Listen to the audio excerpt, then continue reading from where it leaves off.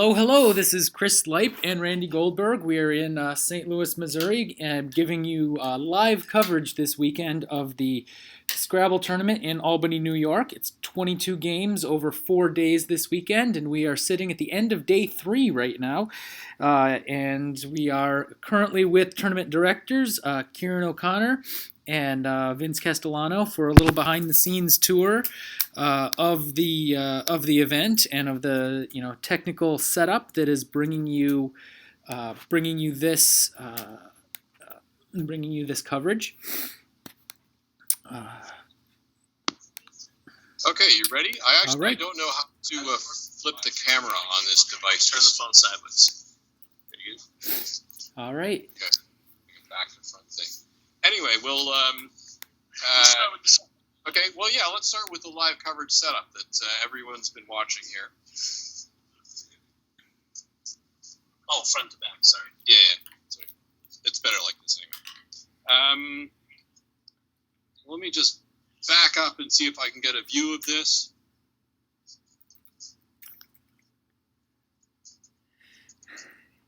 How's that coming through? I'm sorry, I'm probably making people seasick. Yeah, that's coming through good. It sees you have the two camera tripods sitting up on the table. Oh, we have to give a shout out to hi. Everyone say hi to Annette.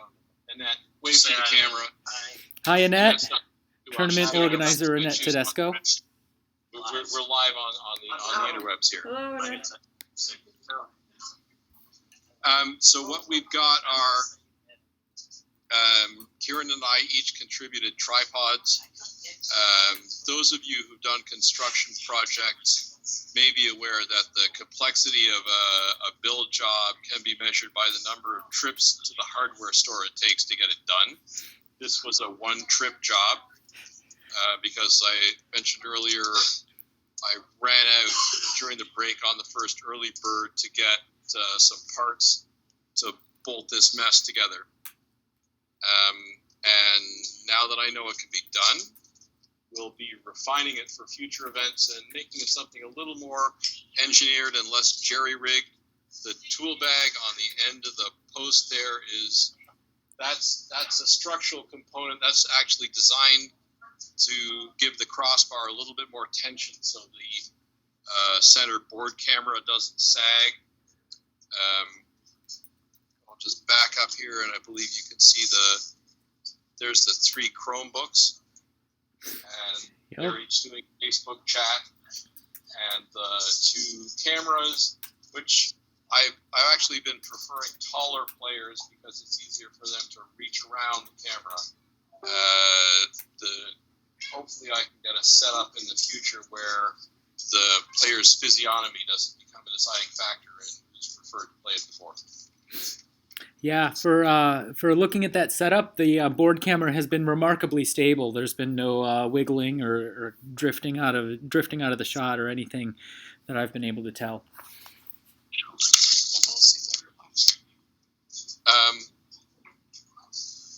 And we got some players coming back from dinner.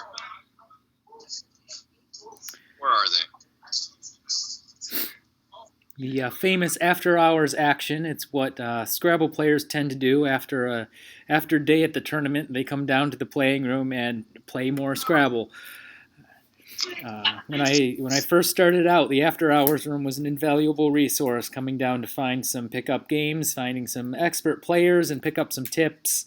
It's Lisa Brown. Hi, everyone. Hello, Lisa. And another distinctive feature of the WGBC tournament experience is the data lounge. The shot here really doesn't convey. Oh, wow. Okay, now I'm going to point this at our own live streaming display here, so if there's a rip in the space-time continuum, you'll know who to blame. We have multiple displays in here where players can come and look up their results between rounds, in addition to the electronic displays for pairings in the room itself. And here we've got a pretty primitive setup, and this is something else we'll be refining for future days. So the way we do all pairings and all results are all on an electronic board. Here's the Collins division, for example. and that's how you get your results and see who you're going to play in the next round. We don't print standings. We claim to be entirely paperless.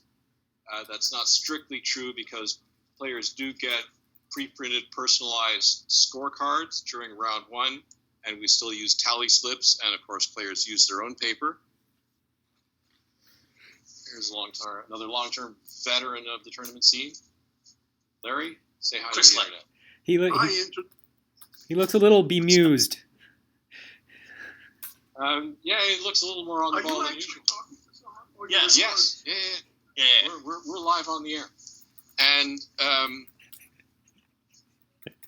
one other notable feature here that we want to demonstrate for the fans who may not have seen this in action before, this is the QR scanner. Each player's scorecard has a QR code in the upper right-hand corner. And we have a device here which was brought to the tournament. It was at the Nationals that this was constructed for. We've got a dedicated display when players insert the scorecard. And I'm going to, there's no need to reorient that. But that's the player's scorecard who I just scanned. They can do a quick comparison, check their spread, check their win-loss, and report any mistakes. So it saves us a ton of time because people can check stuff out and let us know. And as anybody who's directed a tournament knows, most of the errors are not actually us. So that's good. Yep. Yeah, that's a very handy device. So that's a quick view around our tournament space. So do you have any questions for us? How have there been crowds of people dropping in the data lounge to watch the stream between games? I know for some of the MSI tournaments I've been to, I would try and drop in and either say hi to the commentary team, or they would have the stream going in the other room, and there'd be a crowd gathered there. Well, the data lounge it was specifically designed to give the players some place to go between rounds where they could kvetch among themselves about the pairings, talk about how the round was going, and we deliberately do not put any results up in the playing room for that very reason. So if players want to know what the standings are, they have to leave, and they go into the lounge to check things out. Makes it a lot quieter for players in the main room. Well, I don't know how much quieter it is, but it helps more than it hurts. Yeah, that's always the design of the room and where the standings and pairings are and all of that does end up impacting things like ambient noise, and so it's useful to have something like the lounge. And when I've been at your tournaments, it's been a really useful space. But we've also persuaded Annette to put all of her snacks in the lounge as well. So yeah, that kind of check people out the door. Yep, that helps as well. And I noticed there's a water cooler in there, and it's pretty well serviced. So the pairings are up for round 19 tomorrow morning. As I said, we actually launched some pairings for Division A, and Marlon came by and registered his objections. We're agreeable to. We're actually always try to take time to listen to reasonable comments on the pairings.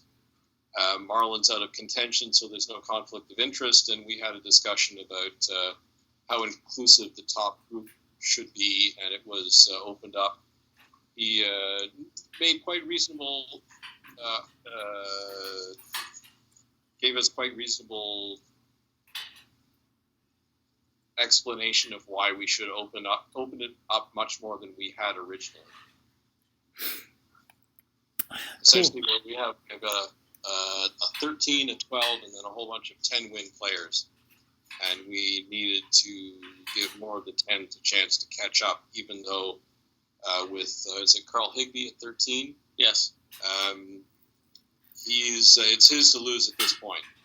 but we need to give as many players as possible a chance to catch that up. But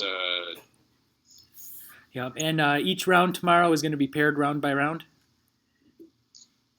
yeah, we'll probably be stopping the whole event. Yeah. Yeah, it gets too noisy to have things going out of sync. So we'll be looking for a full pause in between each round. But we've allowed 4.5 hours for 4 rounds.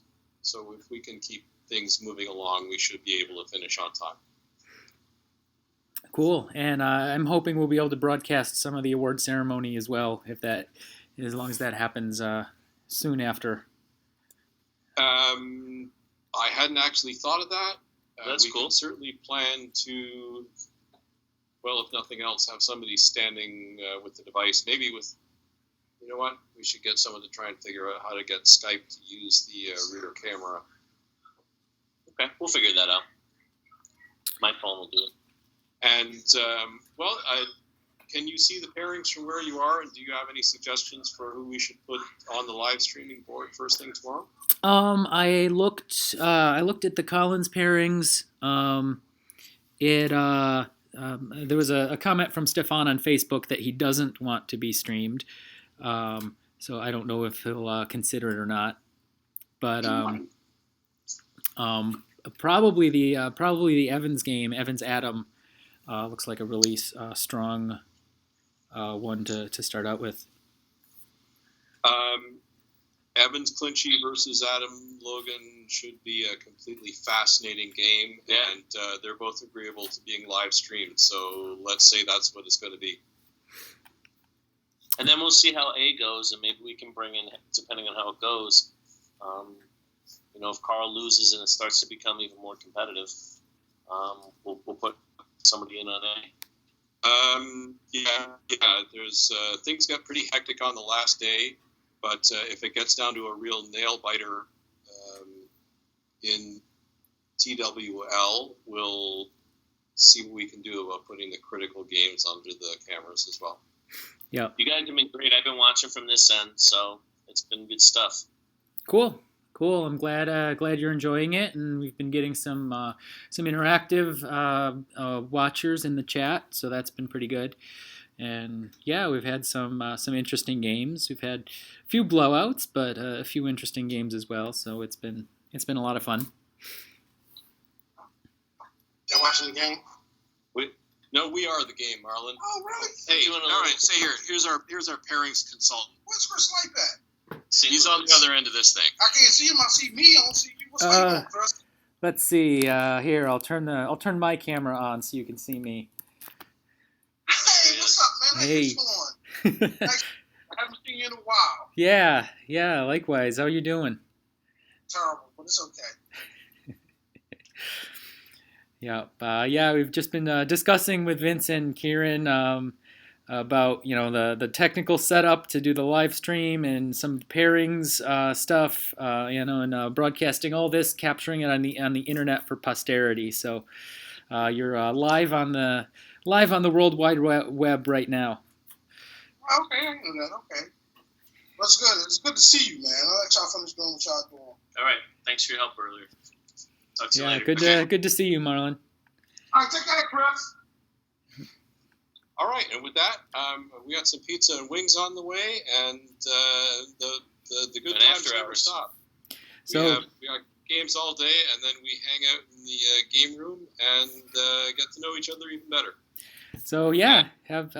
A lot of people miss you and Randy here, by the way. Yeah, I'm really hoping we can make New Year's next year. We're planning to be we'll be in New Orleans in a couple weeks, and then we're planning to come to Niagara. So those I think are our next 2 excursions. You be sure to brief somebody else on how to do this live streaming stuff if you're going to be playing in Niagara then. Yeah.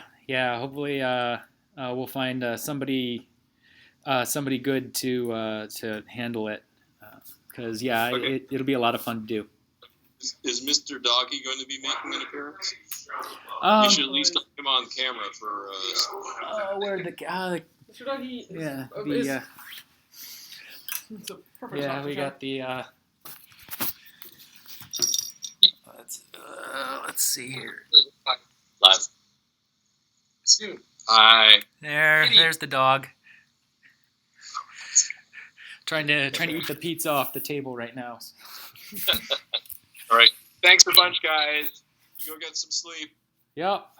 and we'll see you tomorrow morning. Yep. See you bright and early tomorrow. Have a great night in the after hours room. All right, Thanks. see you back. Yep. Bye bye. Silly doggy.